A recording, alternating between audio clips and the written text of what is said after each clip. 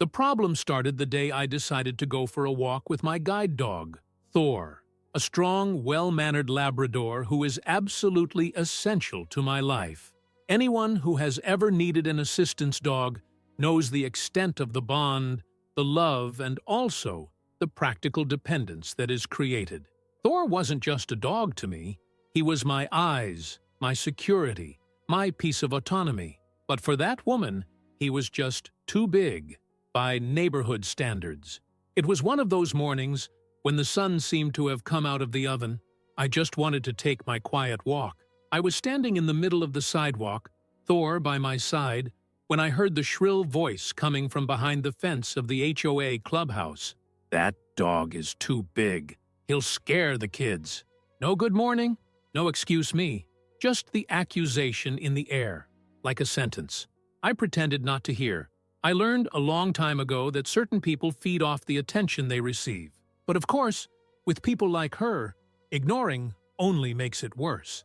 The next day, I received a notice from the HOA in my mailbox. In bold letters, a formal order to immediately remove the service animal for violation of the size and appearance guidelines. If you think that was a shock, imagine it for me. An attack that was not only unfair, but cruel, because it was aimed directly at my disability.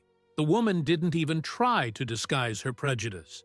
She was willing to take away my right to move freely, just because, in her mind, my dog spoiled the aesthetics of the neighborhood.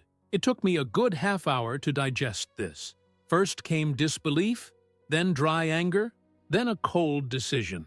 Because if there's one thing that life teaches those who have been disrespected enough, it's that there comes a time when you stop asking for respect. You demand it, and I knew exactly what I was going to do.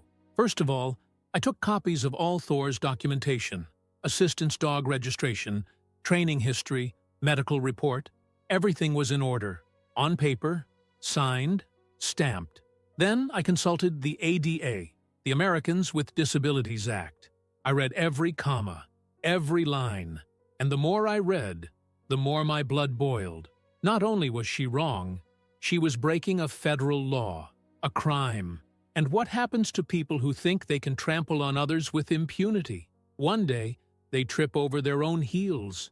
This woman, who loved to brag about her trips to Cancun, her imported shoes, and her ridiculous parties at the neighborhood salon, had no idea that she was digging her own hole with the shovel of ignorance. And I, with all the patience in the world, was going to make sure she dug herself in deep. But first, I needed to gather proof. And like any good civilized revenge story, it would all start with an official complaint. The kind that not only bruises the ego, but empties the bank account in court. It didn't take me long to discover that not only was she ignorant, but she was also a self-serving lawyer. While I was gathering all the necessary paperwork, she was spreading leaflets around the neighborhood, warning that large animals were threatening the peace of the community and that measures were being taken to restore safety. I saw one of these flyers pasted up at the entrance to the community club, written in a badly diagrammed word, full of different fonts, as if shouting visually would make her lie seem true. It was almost comical, if it wasn't so repulsive. At every turn, the woman tried to paint my need for a guide dog as an act of personal rebellion against the neighborhood rules, as if I'd woken up one day, looked at Thor, and thought, today, I'm going to annoy Karen from the HOA, as if disability was a choice, as if needing help was a direct affront to the plasticized aesthetics of her condo. What she didn't know was that while she was spreading paper around, I was building a solid case against her. And in this game, patience is everything. I called a lawyer specializing in disability rights. I explained everything calmly, sent photos of the flyers, a copy of the notice, and described what was going on.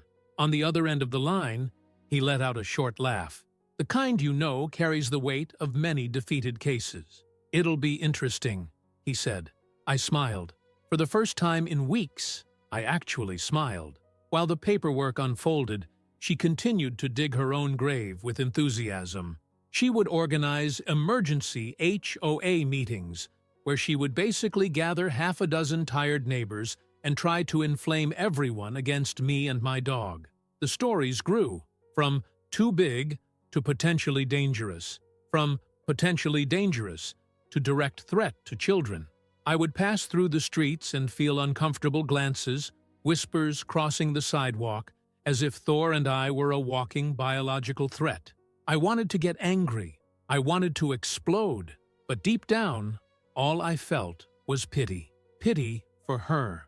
Pity for those who think they can turn prejudice into an argument. Pity anyone who thinks that destroying someone else's dignity is a viable way of maintaining control over something. So I just walked, head held high, Thor firmly by my side, as if each step was a silent declaration. I will not back down. The case was filed discreetly, as the good manual of patience dictates. A formal notice, with all the weight of the law, arrived on the woman's doorstep a few days later. It was no surprise. She freaked out. First, she tried to laugh it off as a joke. Then she went into denial mode, parading around the neighborhood shouting that it was all a misunderstanding and that she would never discriminate against anyone. A pitiful performance, especially since the real world isn't an HOA assembly where she decides everything by shouting. She started to get really desperate when the lawyer for the Disabled Association came on the circuit. It wasn't just me against her. It was a national organization with resources, lawyers, and the will to make a public example of her. The weight of reality fell on the woman like a cartoon piano. Only unlike cartoons, there's no quick recovery here, only free fall. I received weekly updates from my lawyer, each one better than the last. Witnesses were heard. Some people in the neighborhood, even though they didn't like getting involved, confirmed that she held meetings and leafleted against my dog. Her history of absurd complaints was combed through and used against her. Suddenly, the woman who thought she was invincible became the embodiment of what the law fights: prejudice, masquerading as common sense. Thor, of course, remained the best companion in the world all this time. He never growled at anyone, never advanced, never even barked out of turn. While the woman sank into her own bitterness, he continued to guide me with the patience of a monk. I think he knew deep down. He knew that justice takes time, but it comes. And when it comes, it doesn't knock on the door. It breaks down the door. The process was moving fast, much faster than she could keep up with. Suddenly, it wasn't just the HOA in the middle of the mess. She, personally, began to be held accountable for discrimination and harassment. The fines began to pile up.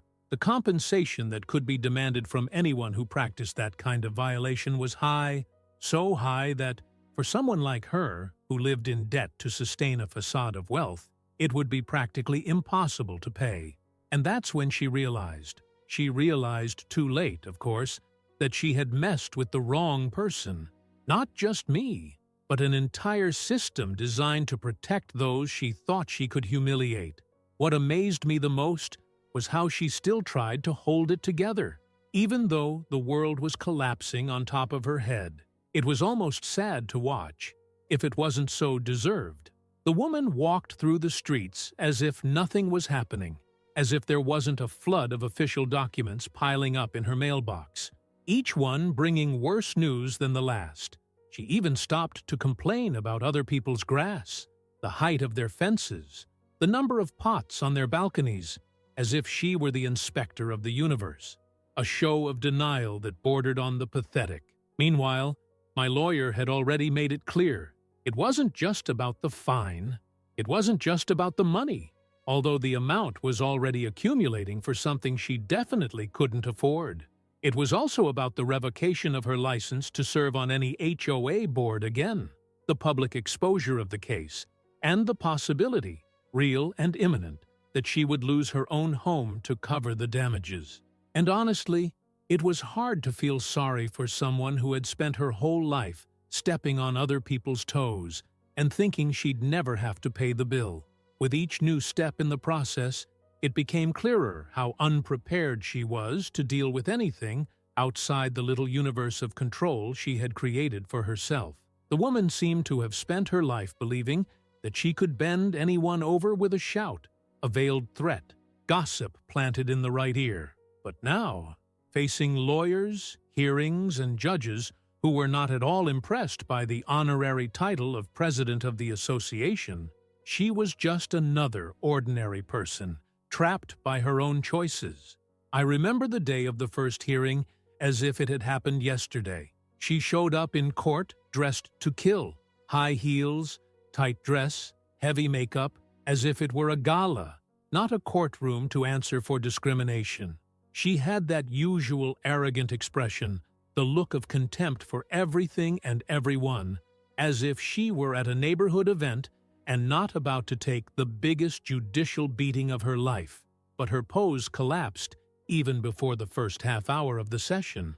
All it took was for the lawyer to present the leaflets, the minutes of the meetings, the testimonies. The woman's face changed in real time, like a building collapsing in slow motion. Her mouth cracked, her eyes rolled nervously, her shoulders withered little by little as the evidence was dumped on the judge's desk. Thor, of course, was by my side throughout the hearing, lying calmly at my feet, the living image of tranquility. And what was better, everyone in the room knew that he was the real victim in the whole thing. A trained, exemplary animal being used as a scapegoat by someone who couldn't bear to see someone else living their life independently without asking permission. The icing on the cake was when the judge read aloud what constituted discrimination under the ADA, and then linked her actions point by point to the requirements to characterize the crime. Every word was an invisible blow. Each sentence was a shovel of dirt thrown at what was left of her reputation. The silence in the room was almost painful, except for the muffled sound of her heels tapping nervously on the floor, as if she were trying to dig a hole to disappear into. I didn't need to say anything. I didn't need to shout. I didn't need to confront. Reality was doing it for me, in the most efficient way possible. After the hearing, it was as if the truth had finally sunk in. Over the next few days, the woman practically disappeared from the streets. No HOA meetings, no flyers, no crossed eyes. She vanished like smoke, leaving behind only the trail of her own failure. The whole neighborhood, which had previously seemed divided, began to realize who was really the problem there. The buzz started small, comments between neighbors, whispers in front of houses, but quickly spread. Not because I had said anything, but because the truth has a special talent for leaking through the cracks when arrogance implodes. And me? I carried on living my life, now with a calmer smile on my face. Every step I took with Thor by my side was a small victory. Every walk was a silent reminder that dignity isn't something you take away from someone with a letter from the HOA or a half-baked pamphlet. But her story was far from over. The bitterest part was yet to come, when the court ruled that compensation would be paid and that if she didn't have enough funds, her property would be auctioned off to cover the costs. When the final decision came down, it was as if the universe had decided to give a public lesson in consequences to those who think that rules are tools for oppressing others. The order was clear. Either she paid the stipulated compensation, an amount that included moral damages, legal fees, and court costs, or her house would be put up for sale at a public auction to cover the loss. There was no escape, no way out, no neighbors to defend her, no impromptu shouting sessions to turn the tide. It was real life, in all its letters, knocking on the door she had once used to spread fear. At first, she tried to cling on to any hope. She put the house up for sale privately, with an inflated price that only someone in a state of denial could imagine. She hired a realtor who clearly didn't know what he was getting into, and, as the months passed, you could see her anxiety growing by leaps and bounds. The curtains in the house, which used to be wide open, were now always closed. The impeccable garden, her former trophy, began to show signs of neglect. The tall grass, the wilted flowers, the creaking gate. Little details that, if you paid attention, told the story of someone desperately trying to pretend they were still in control of something. It didn't take long for the "for sale" sign to gather dust and the buyers to disappear. It wasn't just the price. The story had already spread too far. Who wanted to live in the house of the woman who lost everything for discriminating against a visually impaired person? In a small neighborhood, reputation is a shadow that grows quickly and doesn't go away easily. And in this case, the shadow swallowed her whole. Then, the inevitable happened. The official summons for the judicial auction arrived. That woman, who spent her days saying what was or wasn't acceptable in other people's yards, now no longer had any rights over her own entrance mat. It was sad, but it was also absolutely fair. Every tear she probably shed that night was a drop of responsibility that she herself had so painstakingly planted and cultivated. The day of the auction was almost surreal. Some people from the neighborhood showed up, not because they were interested in buying the house, but because they somehow wanted to witness the symbolic end of a toxic era that seemed to have no end. I didn't go. I didn't need to. My victory wasn't about seeing her lose everything. It was about knowing that, finally, she had been forced to face the consequences of her own arrogance. I preferred to take a long walk with Thor that morning around the neighborhood, taking deep breaths, feeling the weight of years of toxic coexistence finally evaporate. The auction was quick. A construction company bought the house for well below market value. In a few weeks, trucks arrived, siding was erected, and the woman's former home turned to dust, literally. They tore it all down to build new modern townhouses, the kind that changed the profile of an entire neighborhood. It was almost poetic. Where once there had been a monument to vanity and authoritarianism, now there was only dust and the noise of a new beginning. They say she went to live far away in a small town, trying to start life anew. Some say she rented a tiny apartment. Others say she went to live with a distant sister. It doesn't matter. The truth is that wherever she went, she took with her the biggest failure of her life. The certainty that no matter how hard she tries to impose herself on others, reality will, at some point or another, take its toll. And it charges with interest. Thor and I have moved on, better than ever. The neighborhood, free of that gray cloud, seemed to have taken on a new life. Children playing without crossed eyes, neighbors chatting on the sidewalk without fear of being denounced for being too loud. Small freedoms that only those who have lived under the thumb of someone so petty can truly value. Sometimes I still walk past the empty lot where her house used to stand, not with a sense of victory, but with the serenity of someone who knows that justice, however slow, is still capable of working. Thor stops for a few seconds, sniffs the air, and then we continue on our way. No hurry, no fear, no ghosts. And if it were you, would you have done anything differently? Or would you have watched from the sidelines, just as I did? Let me know in the comments, and don't forget to leave a like.